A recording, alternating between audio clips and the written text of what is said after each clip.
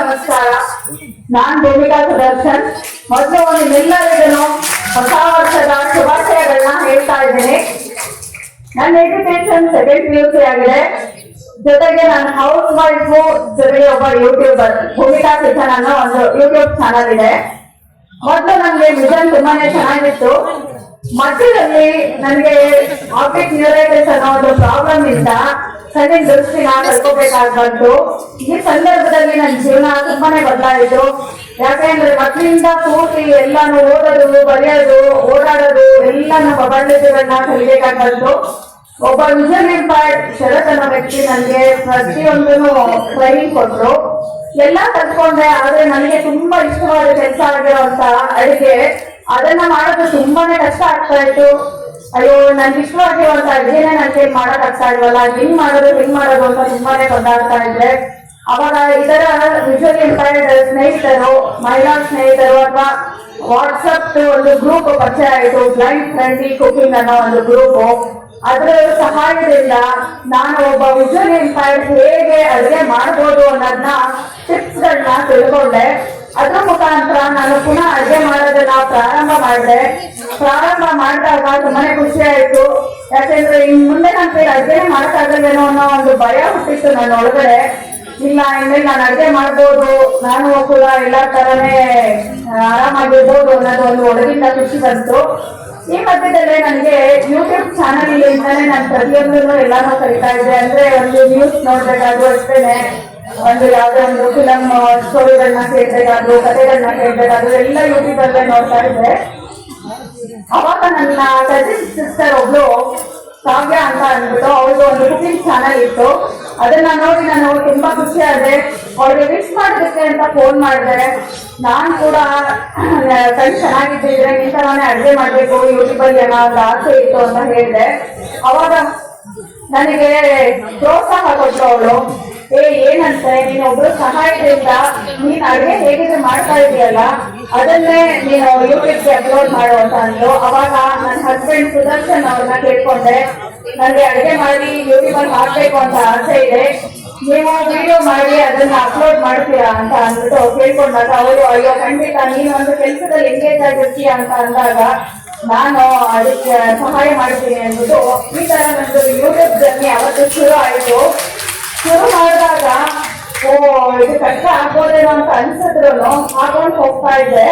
ಹಾಕೊಂಡು ಹೋಗ್ಬೇಕಾದ್ರೆ ಮೊದಲು ಒಂದು 2ನೇ ತಿಂಗಳಲ್ಲೇನೆ ನಮ್ದು ಮಾನಿಟೈಸ್ ಆಯ್ತು. 2 ತಿಂಗಳಲ್ಲಿ ಮಾನಿಟೈಸ್ ಆಗಿದ್ದು, ನೆಕ್ಸ್ಟ್ ಒಂದು ಮಾರ್ಚ್ ಅಂದ್ರೆ ಒಂದು 4ನೇ ತಿಂಗಳಿಗೆ ನಾನು ಅದರಿಂದ ಫಸ್ಟ್ ಪೇಮೆಂಟ್ ತಗೊಂಡೆ. ಫಸ್ಟ್ ಪೇಮೆಂಟ್ ತಗೊಂಡಾಗ್ಲಂತೂ ತುಂಬಾನೇ ಖುಷಿ ಆಗೋಯ್ತು. ನಾನ್ ಕೂಡ ಅರ್ನ್ ಮಾಡ್ಬೋದ ಮನೆಯಲ್ಲೇ ಕೂತ್ಕೊಂಡು. ಅಂದ್ರೆ ನಾನು ಮಾಡುವಂತ ಅಡುಗೆನ ಯೂಟ್ಯೂಬ್ ಅಪ್ಲೋಡ್ ಮಾಡೋದ್ರಿಂದ ನನಗೆ ಸೆಲ್ಫ್ ಎಂಪ್ಲಾಯ್ಮೆಂಟ್ ತರನು ಆಯ್ತು. ಇದರಿಂದ ನನಗೆ ರೆಕಗ್ನೈಸೇಷನ್ ಸಿಕ್ಕಿದೆ. ಇಲ್ಲಿ ಹೊರಗಡೆ ಹೋದ್ರು ನನ್ನ ಚಾನಲ್ ನ ರೆಕಗ್ನೈಸ್ ಮಾಡ್ತಿದ್ರು, ಭೂಮಿಕಾ ಕಿಚನ್ ಅಂತ ಹೇಳಿ. ಜೊತೆಗೆ ನನ್ಗೊಂದು ಎಲ್ಲರೂ ಖುಷಿ ಸಂತೋಷ ವ್ಯಕ್ತಪಡಿಸ್ತಿದ್ರು, ಭೂಮಿಕಾ ನಿಮ್ಮನ್ನ ನೋಡಿದ್ರೆ ಖುಷಿ ಆಗ್ತಾ ಇದೆ ಅಂತ. ಇದ್ರ ಜೊತೆಗೆ ನಾನು NGO ಕೂಡ ಹೋಗ್ತಾ ಇದ್ದೆ. ಅಲ್ಲಿ ಮೆಂಟಲ್ ಹೆಲ್ತ್ ಅವೇರ್ನೆಸ್ ಪ್ರೋಗ್ರಾಮ್ ನ ಅಟೆಂಡ್ ಮಾಡಿ ಎಲ್ಲರಿಗೂ ಒಂದು ಅವೇರ್ನೆಸ್ ಕೊಡ್ತಾ ಇದೆ. ಯಾವುದೇ ಒಂದು ಕೆಲಸ ಮಾಡ್ಬೇಕಾದ್ರೂ ನಾವು ಮನಸ್ಸಿಂದ ಸ್ಟ್ರಾಂಗ್ ಆಗಿರ್ಬೇಕು. ವಿಲ್ ಪವರ್ ಚೆನ್ನಾಗಿದ್ರೇನೆ ನಾವು ಆ ಕೆಲಸನೆಲ್ಲ ಮಾಡಕ್ಕಾಗೋದು. ಮೈಂಡ್ ಯಾವಾಗ ನಮ್ಗೆ ಸ್ಟ್ರಾಂಗ್ ಆಗಿರುತ್ತೆ, ನಾವು ಪ್ರತಿಯೊಂದು ಕೆಲಸದಲ್ಲೂ ಮುನ್ನುಗ್ಬೋದು. ಇದೇ ತರ ನಾನು ಇವಾಗ ಅಡುಗೆ ಮಾಡೋದಕ್ಕೆ ಶುರು ಮಾಡಿದೆ. ಅಡುಗೆ ಮಾಡೋದು ಸ್ಟಾರ್ಟಿಂಗ್ ಅಲ್ಲಿ ಸುಲಭ ಆಗಿರ್ಲಿಲ್ಲ. ಅಡುಗೆ ಮನೆ ಒಂದು ವಾರ್ ಫೀಲ್ಡ್ ಇದ್ದಂಗೆ. ಯಾಕೆಂದ್ರೆ ಬೆಂಕಿನೂ ಇರುತ್ತೆ, ಜೊತೆಗೆ ಚಾಕುನೂ ಇರುತ್ತೆ. ಇದರಿಂದ ನಾವು ತುಂಬಾನೇ ಹುಷಾರಾಗಿರ್ಬೇಕು. ಅವಾಗ ಅದಕ್ಕೆ ಏನೇನು ಪ್ರಿಕಾಷನ್ ಬೇಕು ಅನ್ನೋದನ್ನೆಲ್ಲ ತಿಳ್ಕೊಂಡು ಪ್ರತಿಯೊಂದನ್ನು ನನ್ನ ಅಡುಗೆ ಮನೆ ಹೇಗ್ ಬೇಕು ಅಂತ ನಾನು ಆರ್ಗನೈಸ್ ಮಾಡಿಕೊಂಡು ಎಲ್ಲಾ ವಸ್ತುಗಳನ್ನು, ಯಾಕೆಂದ್ರೆ ಇವಾಗ ಕಣ್ಣಿಂದ ನೋಡಿ ಮೊದಲು ನಾವು ಎಲ್ಲಾನು ಕಂಡಿಡದಿ ಅಡುಗೆ ಮಾಡ್ತಾ ಇದ್ದೋ. ಒಂದು ಸಾಸಿವೆಯಿಂದ ಹಿಡಿದು ಪ್ರತಿಯೊಂದು ಹಿಟ್ಟುಗಳಿಂದ ಹಿಡಿದು ಎಲ್ಲ ನಾವು ಒಂದು ವಾಸನೆ, ರುಚಿ, ಶಬ್ದ, ಸೆನ್ಸ್ ಇವುಗಳಿಂದಾನೇ ಕಂಡುಹಿಡಬೇಕಾಗಿತ್ತು. ಸ್ಟಾರ್ಟಿಂಗ್ ಕಷ್ಟ ಆದ್ರೂ ಹೋಗ್ತಾ ಹೋಗ್ತಾ ಹೋಗ್ತಾ ಅದು ನನಗೆ ಸುಲಭ ಆಗಕ್ಕೆ ಶುರು ಆಯ್ತು. ಅವಾಗ ನಾನು ಅನ್ಕೊಂಡೆ, ಈ ತರ ನಾನು ಅಡುಗೆ ಮಾಡ್ತಾ ಇರ್ಬೇಕಾದ್ರೆ ನನ್ನಂತೆ ಇರುವಂತ ವಿಷುವಲಿ ಇಂಪೈರ್ಡ್ ಅವ್ರಗಳಿಗೆ ಒಂದು ಬೇಸಿಕ್ ಕುಕಿಂಗ್ ಸ್ಕಿಲ್ಸ್ ಗಳನ್ನ ನನ್ನ ಮುಖಾಂತರ ಹಂಚ್ಬೇಕು ಅಂತಾನು ನನ್ನ ಆಸೆ ಆಯ್ತು. ನಾನೆಲ್ಲಾದ್ರೂ ಹೇಳ್ತಾ ಇದ್ದೀನಿ, ನನಗೆ ಚಿಕ್ಕವ್ರಿಗೆಲ್ಲ ನನ್ಗೆ ಈ ತರದೊಂದು ಆಸೆ ಇದೆ ಅಂತ ಅಂದ್ಬಿಟ್ಟು ನನ್ಗೆ ಅವಕಾಶ ಆದ್ರೆ ನಾನು ಬೇರೆಯವ್ರೆಲ್ಲರಿಗೂ ಈ ಬೇಸಿಕ್ ಕುಕಿಂಗ್ ಸ್ಕಿಲ್ಸ್ ಗಳನ್ನ ಹೇಳ್ಕೊಡೋದಕ್ಕೆ ಇಷ್ಟಪಡ್ತೀನಿ. ಅಡುಗೆ ಮಾಡ್ಬೇಕಾದ್ರೆ ನಾವು ಏನೇನ್ ಪ್ರಿಕಾಷನ್ಸ್ ಗಳನ್ನ ತಗೋಬೇಕು, ತರಕಾರಿ ಕಟ್ ಮಾಡ್ಬೇಕಾದ್ರೆ ಆ ತರಕಾರಿ ಫ್ರೆಶ್ ಆಗಿದೆಯಾ ಅಥವಾ ಹೋಗ್ಬಿಟ್ಟಿದ್ಯಾ ಅನ್ನೋದನ್ನೆಲ್ಲ ನಾವು ನೋಡ್ಕೊಂಡು ಹೇಗೆ ನಾವು ಪ್ರಿಕಾಷನ್ ತಗೊಂಡು ಅದನ್ನ ಕಟ್ ಮಾಡ್ಬೇಕು, ಚಾಕುನ ಯಾವ ಜಾಗದಲ್ಲಿ ಇಡಬೇಕು, ಹೇಗೆ ನಾವು ಅಡುಗೆ ಮನೆಯನ್ನ ಆರ್ಗನೈಸ್ ಮಾಡ್ಕೋಬೇಕು, ಜೊತೆಗೆ ನಾವು ಅಡುಗೆ ಮಾಡ್ಬೇಕಾದ್ರೆ ವಸ್ತುಗಳನ್ನ ಎಲ್ಲಿಂದ ತಗೊಳ್ತೀವಿ ಅಲ್ಲಿಂದಾನೇ ಇಡಬೇಕು. ಇದನ್ನೆಲ್ಲ ನಾವು ಒಂದು ಸೇಫ್ಟಿ ಮೆಜರ್ಮೆಂಟ್ ಗಳನ್ನ ತಗೊಂಡ್ರೆ ಅಡುಗೆನ ತುಂಬಾ ಚೆನ್ನಾಗಿ ಮಾಡ್ಬೋದು. ನನ್ನ ಒಂದು ಯೂಟ್ಯೂಬ್ ಚಾನಲ್ ಅಲ್ಲಿ ನಿಮ್ಗೆಲ್ಲರಿಗೂ ಸುಲಭವಾಗಿ ಮಾಡುವಂತ ಅಡುಗೆಗಳೇ ಸಿಗುತ್ತೆ. ಭೂಮಿಕಾ ಕಿಚನ್ ಅನ್ನೋ ಒಂದು ಯೂಟ್ಯೂಬ್ ಚಾನಲ್ ನ ಓಪನ್ ಮಾಡಿ ನೀವು ನೋಡಿದಾಗ ನಿಮಗೆ ಇಷ್ಟವಾಗಿರುವಂತ ಸುಲಭವಾಗಿ ಮಾಡ್ಕೊಳ್ಳುವಂತ ಅಡುಗೆಗಳೆಲ್ಲ ಸಿಗುತ್ತೆ. ದಯವಿಟ್ಟು ನೀವೆಲ್ಲರೂ ನೋಡಬೇಕು. ಇಷ್ಟ ಆದ್ರೆ ಬೇರೆಯವ್ರಿಗೂ ಶೇರ್ ಮಾಡಿ, ಸಬ್ಸ್ಕ್ರೈಬ್ ಮಾಡಿ. ಇವತ್ತಿಗೆ ನಾನು 89,000 ಸಬ್ಸ್ಕ್ರೈಬರ್ಸ್ ನ ಹೊಂದಿದ್ದೀನಿ. ಆದಷ್ಟು ಬೇಗ 1 ಲಕ್ಷ ಸಬ್ಸ್ಕ್ರೈಬರ್ನ ರೀಚ್ ಆಗಬೇಕು ಅಂತ ತುಂಬಾ ಆಸೆ ಇದೆ. ನಿಮ್ಮೆಲ್ಲರ ಪ್ರೋತ್ಸಾಹ ನನಗೆ ಬೇಕು. ಈ ತರಹದ ಚಿಕ್ಕ ಮಾತುಗಳನ್ನ ನಾನು ಮುಗಿಸಿ ಕೊನೆ ಮಾಡ್ತಾ ಇದ್ದೀನಿ. ಮತ್ತೋರ್ವ ಸಾಧಕರು ಭೂಮಿಕಾ ಸುದರ್ಶನ್. ಮಾತು ಬಲ್ಲವನಿಗೆ ಜಗಳವಿಲ್ಲ, ಊಟ ಬಲ್ಲವನಿಗೆ ರೋಗ ಇಲ್ಲ ಅಂತ ಹೇಳ್ತಾರೆ.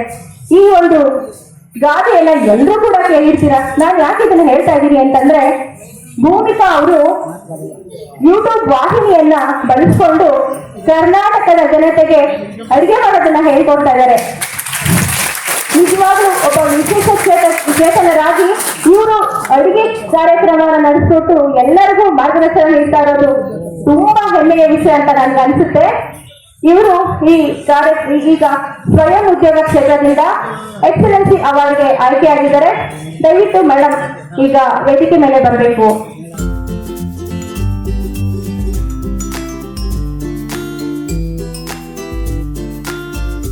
It's about Srimati R. Bhumika, wife of Sri Sudarshan. Bhumika became partially blind at the age of 27 and totally blind at 33.